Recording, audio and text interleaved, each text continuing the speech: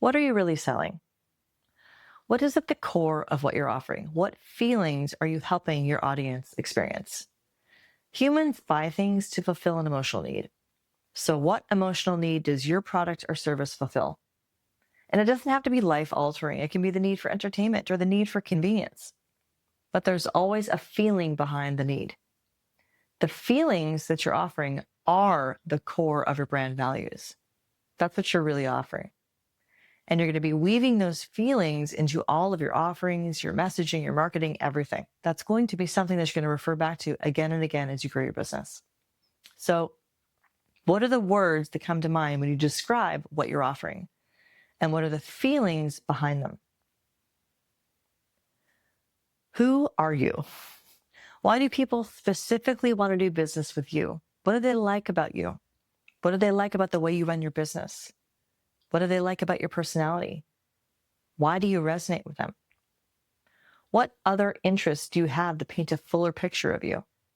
How would you describe yourself to a prospective customer? What's your vibe? This deep dive into your uniqueness is a critical step in distilling down your niche. Someone's personality, for example, is the difference between a minimalist designer and a big rowdy glam designer. They are completely different vibes and they're going to attract completely different niches. But clarifying who you are, what your vibe is, will help you understand exactly who you want to do business with and how to attract them. Who is this for? What is your specific niche? What specific groups of people do you want to do business with? Who are your ideal clients or customers? I call this group of people your ideal audience because it refers to anyone you're trying to attract for business. So how could you narrow this group down? What are the subgroups within those groups? Who are they?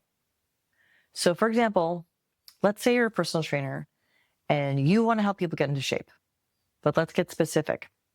Okay, you're 45 and you really love showing people in your age range that they can still reach their peak fitness goals. You're also gay. You prefer to work with gay men since your lifestyle resonates with their lifestyle.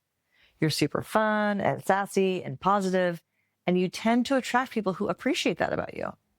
You're athletic, but you're not intimidating, and you want to teach people how to work out in the privacy of their home.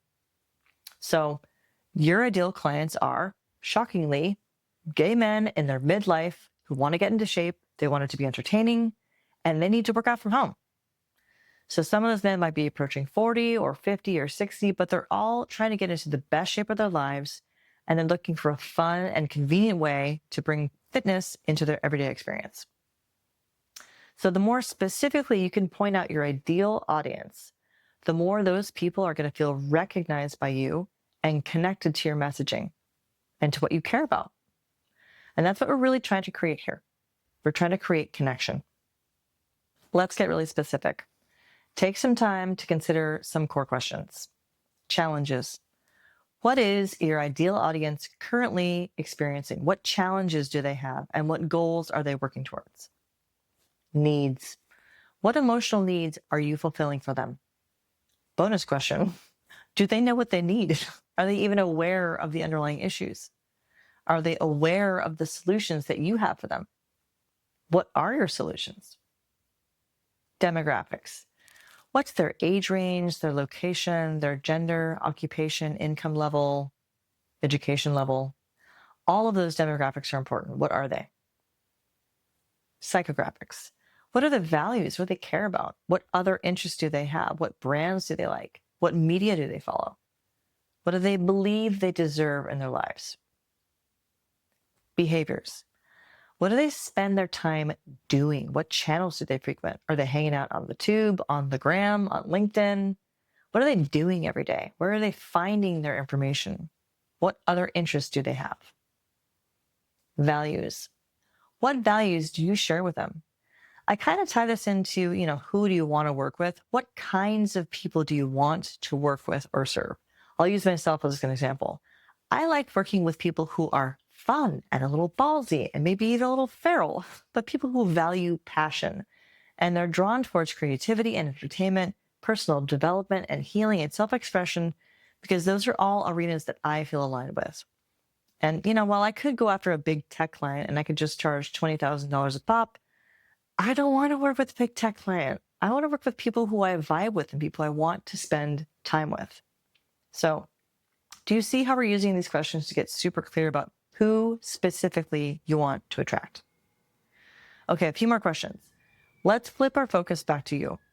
Why will your clients want to work with you?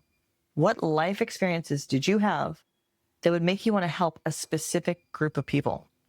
What makes you unique personally, professionally? What makes your business and the way you run it different? So, for example, I'm pretty organized and professional with the way that I organize my files and my workflow, but I'm also like real down and earthy and casual and forthright in the way that I speak. It is real talk. And some people love that about me, and some people cannot hang with that. And that's great because it clarifies my identity and I can be myself. So, how do you provide a better service than your competitors? Maybe it's not better, maybe it's just better for a specific group of people. They resonate more with your words, your values, your marketing, your packaging. What expertise do you bring to the table?